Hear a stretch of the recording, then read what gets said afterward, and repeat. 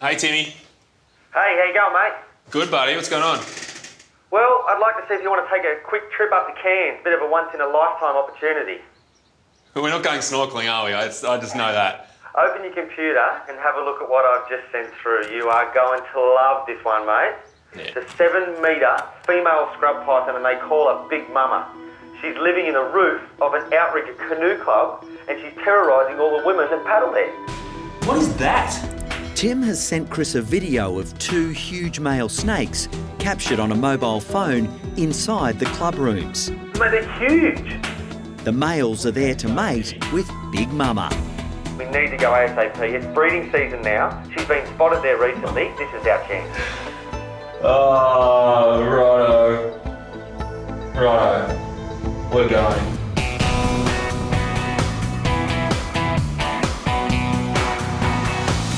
How excited you are. Oh, this could be the biggest scrub ever. Yeah, well, that's why your pole's that big and mine's this big. You could have told me that. That's for the tail. I'm not ready for this fight. Chris and Tim have landed at Cairns Airport. They're now on their way to Yorkeys Knob to try to capture a monster female scrub python living in the roof of the local boat club. You had much to do with scrub pythons? Oh, I've had enough to do to know that they scare me. And the teeth, Yeah, huge. that's the thing, isn't it? They eat full-grown wallabies, swallow them whole.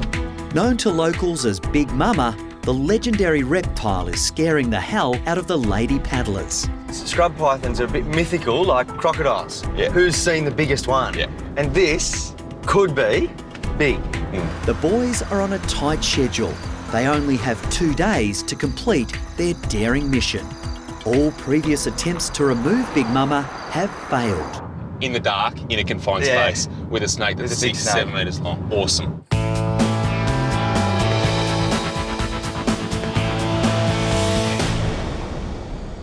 Hey, how are you? How you going? How you going? I'm Chris. At the Yorkeys Knob Boat Club, Chris and Tim are met by the CEO, Stu, and one of the outrigger canoe paddlers, Sue. This is where the action's happening.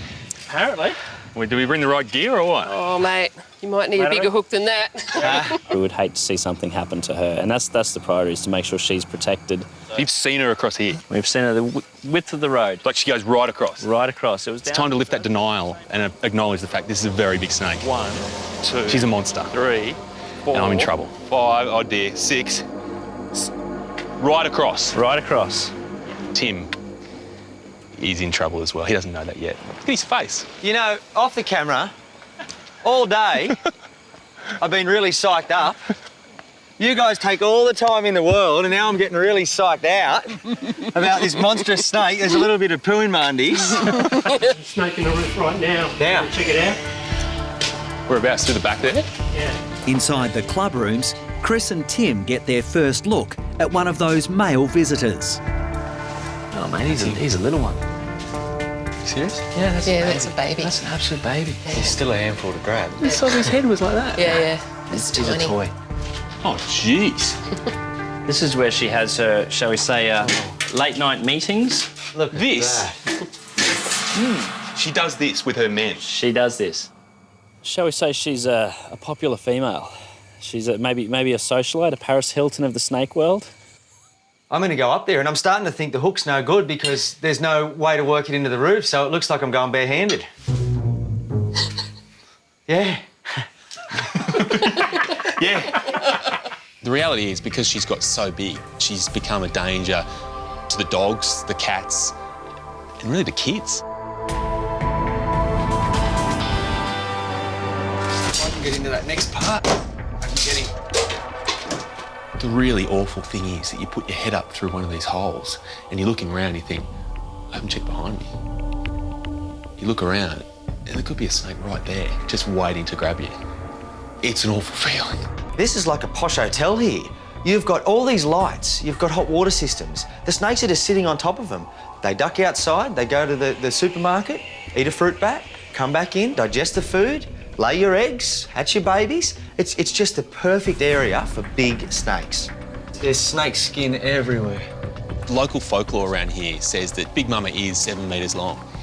If she really is 7 metres long, she's the biggest scrub python ever recorded. Oh, Timmy. What do you got, snake? snake skin. Skin. I don't know.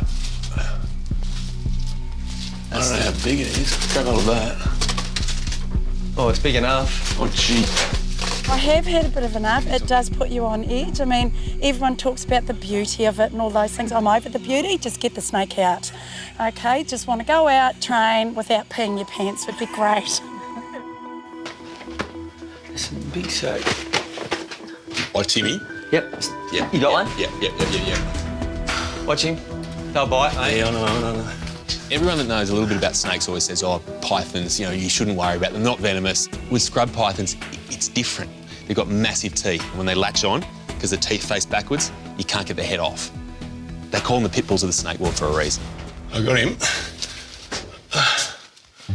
He's not a big one. Jeez, look at that. How beautiful is that? I had to say, Timmy, it's 1-0. No, that's a half. Mate, this At is best. Is this a scrub python? Yes, it is. Did I catch it? Yes, I did. It's a baby scrub 1-0, python. Timmy. 1-0. The funny thing is that Chris is all cocky now. I've got a snake, mate. Wait until he sees a big one. He's going to freak. These snakes are so strong. They can constrict and have the muscle power to eat a wallaby and, you know, to strangle us. I reckon I can see something. A snake? Yeah. Go up that end.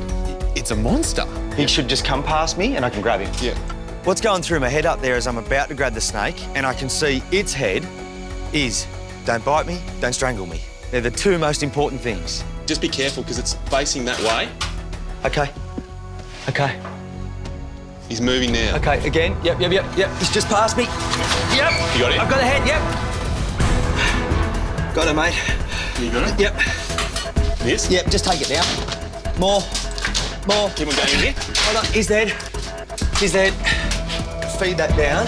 As the battle heats up, what the boys don't know is whether the snake is Big Mama or one of her boyfriends. Pull this way. Yep. Keep coming. He's hanging on up this end. Which way do you want me to pull? Grab this here. It just kept coming and coming and coming. Big snake. Oh, jeez. Over. Oh, boy. Oh, my God. Look at that. It could be her. You all right? Yep. There's obviously a real buzz about trying to find Big Mama. But in all seriousness, the most important thing is getting her and moving her somewhere safely because she's a once-in-a-lifetime snake. Oh, mate, let's get her on the lawn. She's a monster. Stretch her right out there, Timmy. There you go. What are you at? 4.9 metres. 4.9. It's not her, fellas, I don't think. You don't reckon it's her? I don't reckon it's her. I reckon it's a bit small. I was shattered when he said it wasn't Big Mama. They were pretty excited about it. I didn't want to tell them it was definitely not her. Oh, mate, flip him over. There you go. Oh. You're right. We've had a few of them. You are right. There you go. There's little spurs here. He's come out of Big Mama's house, but it ain't Big Mama. Oh, man. Head down. 1 second. 1, 2, 3. They've still got a lot of work to go and a lot of crawling around in roof spaces and looking to find it. Stinks of snake up here. Next day in Cairns, a nervous Chris and Tim have decided to climb right into Big Mama's lair in a last-ditch attempt to find the monster python. Oh, it's just hot in here, just oppressively hot, 35, 40 degrees, and it's perfect for snakes, but geez, it's not good for people. Oh, man. It just don't fit. The boys are running out of time. Both have commitments back in Sydney and need to return home tonight. Basically, we've demolished the place. We haven't found the snake. I don't think she's in there. Enough of all of this lies. Namby-pamby, warm, fuzzy stuff, just get the snake. Thank you. I'm taking it on board. Is this all just one big wind-up? No, The girls wanted to see you, Yeah, Chris. that's right. Surprise! Thank you, mate. Tim, thank you. Yeah, no worries. Just be kind when you tell stories about what we did here, all right? Always. I'm not surprised they didn't get her. Many have tried, many have failed. See you, Big Mama. It's no boat club, but it's all right. There's one last thing for Chris and Tim to do. release their snakes back into the wild. See you later. Look at that. All right, it's a bit of a difference there. You can smell his home, a bit more lively. It's satisfying to see that snake just take off here into the jungle. Now, away from suburbia, into the jungle. It is perfect.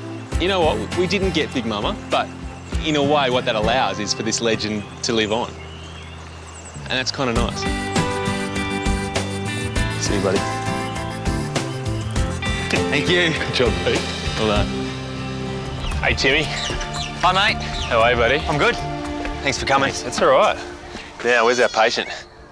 I've called Chris to the reptile park today because one of our star koalas, Jack, he's 2 years old, has bumps all over his nose. We've never seen anything like it before, and it's important that Chris has a look and tells us what it is. That's the way.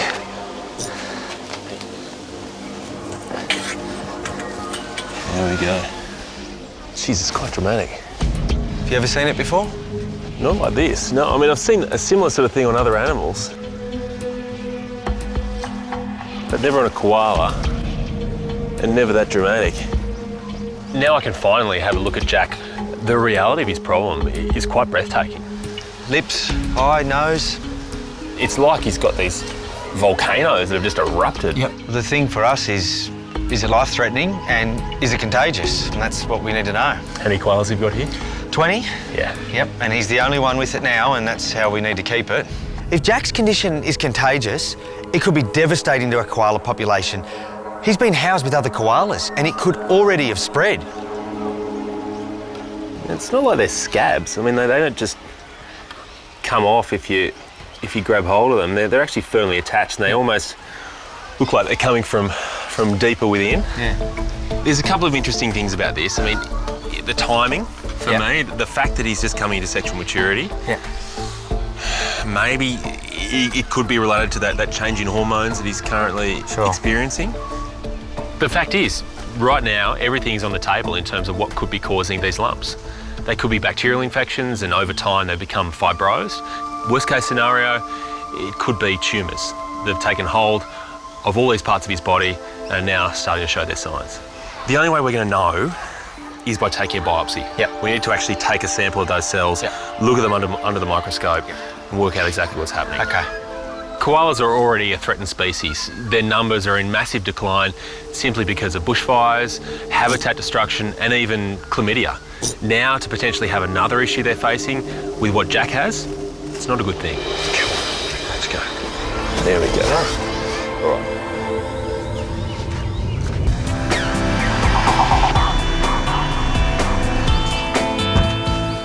Well, let's go and get that biopsy. 1, 2, 3. Chris and Tim have arrived at the Green Cross Veterinary Clinic, 5 minutes from the Australian Reptile Park. Hello, how are you? How are you? Good. Jack's here for a bit of a nose job. The 2-year-old koala is suffering an horrific skin disorder, which is rapidly spreading over his nose and mouth. It doesn't look any more attractive, does it? No. All right, so we're going to get some gas into him here. Vet nurse Narelle is helping to anaesthetise the little native, so a tissue sample can be taken from his nose. You go back to it. Obviously, taking a biopsy in such a sensitive part of his body, he does need to be asleep for this, so that's why we're using the gas and the mask, and hopefully he'll be relaxed in just a moment. Good man. It's okay, man. It's okay. Being knocked out under anaesthetic, it's always a worry because that line rings true that native animals don't handle it as well as domestic. So I'm always right on edge, but have faith in the vet. Okay, so we'll just be quick here. So the moment that mask comes away, we'll get this biopsy in there, spin it a few times, and then take this lump out. Okay, that's a nice fit on that one. The key with this biopsy is to take it nice and deep, just putting a stitch in. This is clearly something that, as far as we know, hasn't ever happened before. Yeah.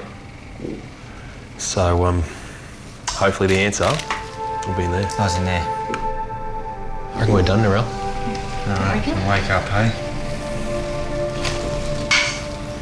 Any anaesthetic has its risks, and it's just why in this situation you can never relax, and so we're not going to take our eyes off him until he's well and truly awake. You use all sorts of little indicators to tell you when an animal is waking up. With a dog, they tend to chew. With a koala, their natural response is to grab hold of something. We'll know he's awake the moment he grabs hold of this finger here. The imaginary branch. Breathing's getting faster.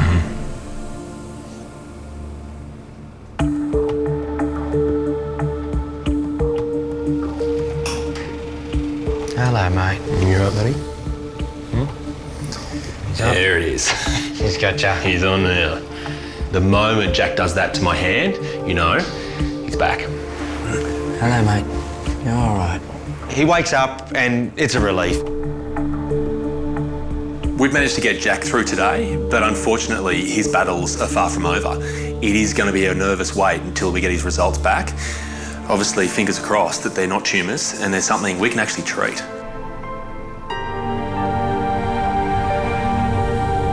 Hello, Jackie boy. What's going on?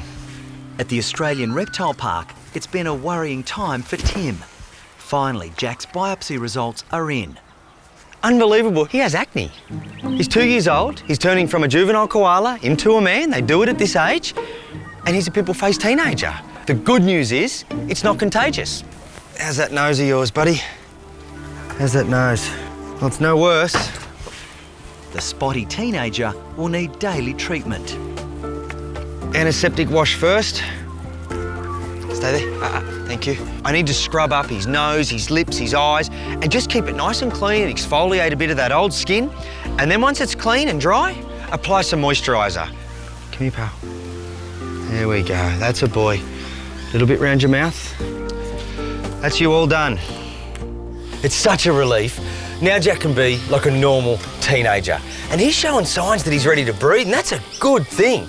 He needs those bumps cleared up to look good for the ladies. There you go, mate. See you tomorrow, Jack. The sticks. I know what the sticks mean. It's gators, isn't it? It's gators. We got some good ones for you today. What we are doing is sampling a range of species at the park, and it's basically because we occasionally get bitten, scratched and injured by some of these animals, and sometimes we end up with a really nasty infection and hospitalised when we're already receiving antibiotics. We're under treatment. Experienced keeper Obi has been forced to hospital several times after serious bites. So that's what happens to you guys if the antibiotics don't work. You have to actually sliced open. Yeah, the infection gets in the tendon line, and if it gets in too deep, possibility of amputation of fingers and all the rest of it, so it's a bit scary. So what you need to do is get some idiot to come in here and get samples from inside the mouths. Yeah. To sort of see what the bacteria are in those bites. Yeah. Who's the idiot, Tim? Well, it's you today. Yeah. There's our boy. Come on. He's a pretty big unit. Keep coming. Come on. There's no easing into it. First up, it's one of the biggest gators in the park. That's it. Yeah, now come. With one of the biggest sets of teeth in the park. That's it. Got it. 1, 2, 3. Timmy, he's got a rope to stop him from going any further back. What's stopping him from coming further forward? Yeah, well, not a lot. It's a bit of a false sense of security, isn't it? I love it each time we call him up because I never quite know if he's scared or if he's loving it, and I think he's loving it. Right, I reckon I've got enough there. Whoa. Could have been your finger, Chris. Hey, we'd have the right antibiotics for it. Chris only needs one alligator sample, but his torrid day is just beginning. She is a member of the largest snake family on Earth. Go. Right, everyone on. He now has to get a swab from Monster, a 100-kilogram reticulated python. The challenge here is that a lot of her teeth are sitting quite a way at the back, and she's got a head that can lunge forward as well. So you've got to get in there, but just be mindful of the fact that Monster here will lunge forward. Good morning, visitors, and welcome to the Australian Reptile Park. Starting in 5 minutes' time, A heart attack? In the end, it wasn't Monster that scared me the most. It was the monstrous PA announcement that nearly killed me. This is... Oh, jeez. Well, that's what's going to go into us. There's no way I'm getting cocky yet. Sure, we're 2 from 2, but I just know Tim's still got some more surprises for us. There you go, mate. The last swab needs to come from a Tasmanian devil. Ah, well done. Hey. But this fella's not keen on being part of the medical research. Not happy. Not happy at all. Yep, you got it? I think we got it, didn't we? Yeah, all right. Talk to his little fella. Okay, you gonna let him go? Yep. I don't think that's hygienic, the stuff that's smeared over you. Nah, I don't think so, neither's. Nah. I do hope that those samples will make a difference and ensure those keepers are kept free of infections and really have their limbs intact for many years to come. For me, though, I'm just grateful to be leaving with these. That's good work. Yeah, no, that's all right. It's fine. Kenny was found on the side of the road after his mum was killed by a car. Over the past month, Tim has been his foster dad, hand-rearing him. He's recovered really well from his original problems and he's been feeding well, he's hydrated and everything's been great. But something happened yesterday that really scared me and that's why I've called the vet. G'day, mate. How are you, mate? Good, how are you? There's our little mate. That's quite incredible. Look at you. He really scared me yesterday. Takes a bit to scare you. What did he do? Well, the day started out normal. So we got up, had a bottle, bit of a cuddle like this. He slept for a few hours, so got him back up. I took him for a walk, his first walk, because until now he's been settling and in an artificial environment. Went for a walk, brought him back, and he just blew up. His eyes swelled up, his hands swelled up, around his neck went all red. I really have no idea what it could be. I don't know whether he's been bitten by an insect or it would seem that something triggered it, but I got no idea. Have you got any photos of how he looked? I've got, yep, one. Look at his eyes. Yeah, wow. And that was mirrored under his chin, on his belly and his hands.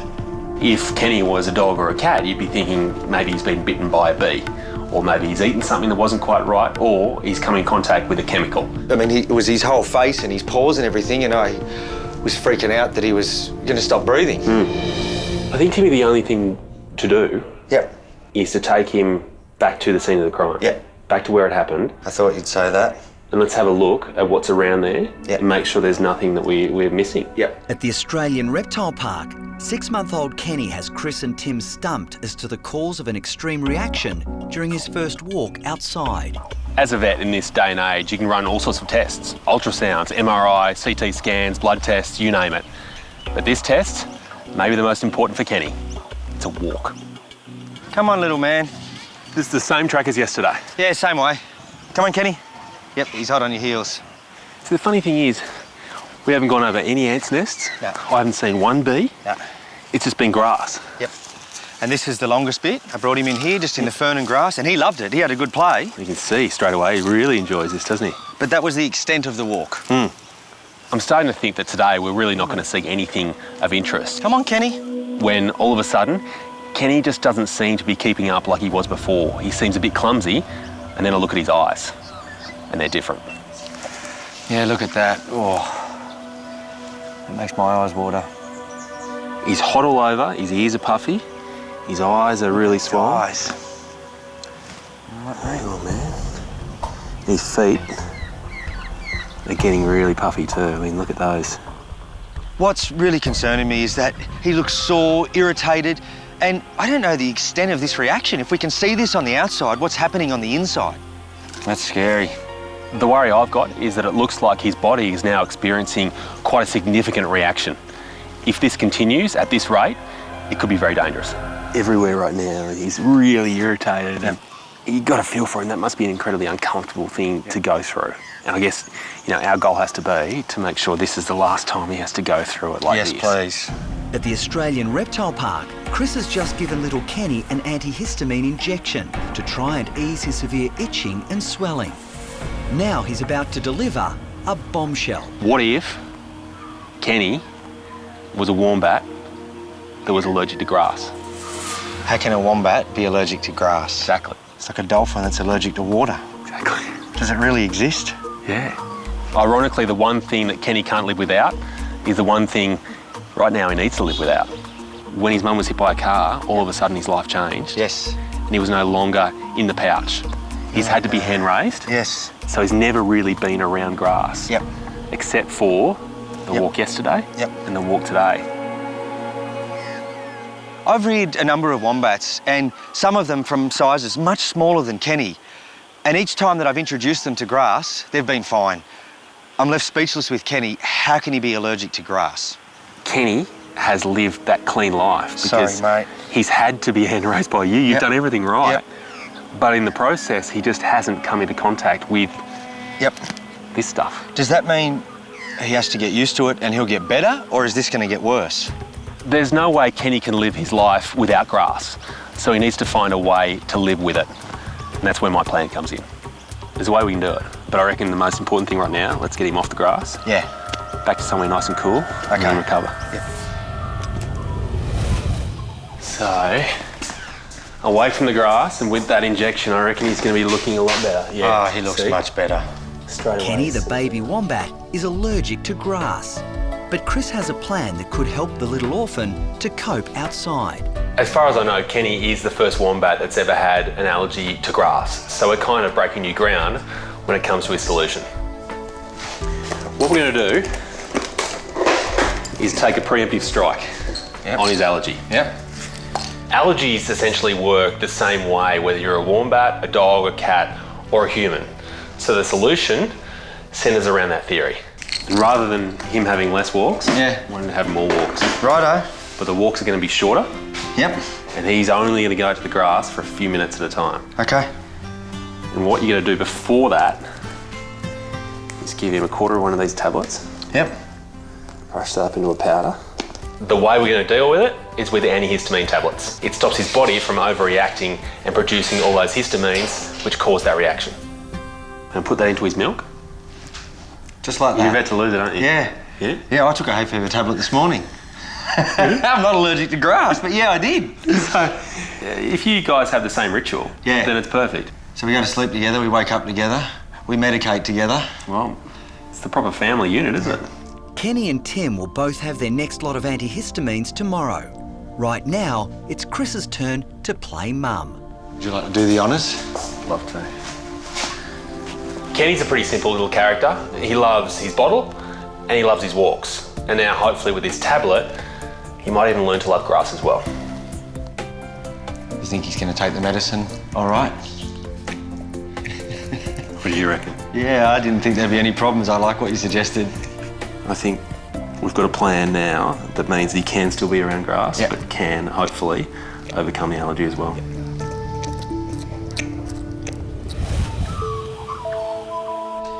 You ready? Into the bottle. Next morning at the Australian Reptile Park, Kenny is about to get his first dose of medication. All right, mate. There's yours. Here's mine. Time for some milk and antihistamine. Chris's instruction was Kenny needs to have his antihistamine in the morning with his bottle and then wait an hour and we can go for a walk. An hour later, it's time for the big test. Tim is anxious to see if Chris's prescribed antihistamine treatment will prevent Kenny's allergic reaction to grass. Come on, buddy, let's go for a walk. Come on. The path we're taking today is identical to the path I took yesterday when Kenny had the reaction. Come on, Kenny. Kenny's just been for a 5-minute walk on the grass and we've got a tiny reaction in the corner of the eye, but nothing compared to when Chris is here. I'd have to say the antihistamines are working. Who's that? Hello, boys. Is Kenny there? A delighted Tim is now heading home to share the good news with a couple of Kenny's little buddies. I think he missed you. Wombats have got to be my favourite because they're real individuals, real personality and character, and even though I love lots of other marsupials, some of them just lack that, and I don't know what it is about them, but they're really rewarding to care for. Take him for a run around the kitchen, please. He can just play with the boys. They love him, they exercise him, they keep him active, they give him his bottles. It's good for him and it's good for them. Kenny will stay with Tim's family until he's weaned. Then his permanent home will be with the other wombats at the reptile park. Can he go on glass? He can go on grass. Chris has arrived at the Australian Reptile Park to help out with a special investigation. Well, we need to know if he can make babies. Fertility test. In a tortoise. In a tortoise. Galapagos tortoises are pretty rare, in captivity and in the wild for that matter. But to get him a girlfriend, we may have to go international. And you wouldn't want to do that if you could find out in advance that he wasn't able to make babies. Hugo's been looking for love in all the wrong places. He's fallen for a goose called Lenny. And he's also crazy about his keeper, Julie. Yeah, at the moment he thinks that I'm his girlfriend, so, which is, it's nice, I suppose. It's a bit flattering, but at the same time, it'd be really nice for him to actually have his own real girlfriend. With no female tortoise in sight, Hugo's a frustrated bachelor. All of the rocks within his yard that even slightly resemble the shape and size of a female Galapagos tortoise, he's been a bit naughty with them. You're a good-looking man, Hugo, aren't you? You've got that sort of dignified, mature look. He thinks you're a rock. He's pretty frustrated. I mean, I think he needs a female. You've almost got to feel sorry for him. It's pretty cut and dry today. If he isn't fertile, if he can't be a dad, then there's no girlfriend. Ever. I think there's a sample. Oh, quick, get it. Yeah, mate, in you go. You serious? You got it? Yeah. Enough? Oh, yeah. Oh, look at that.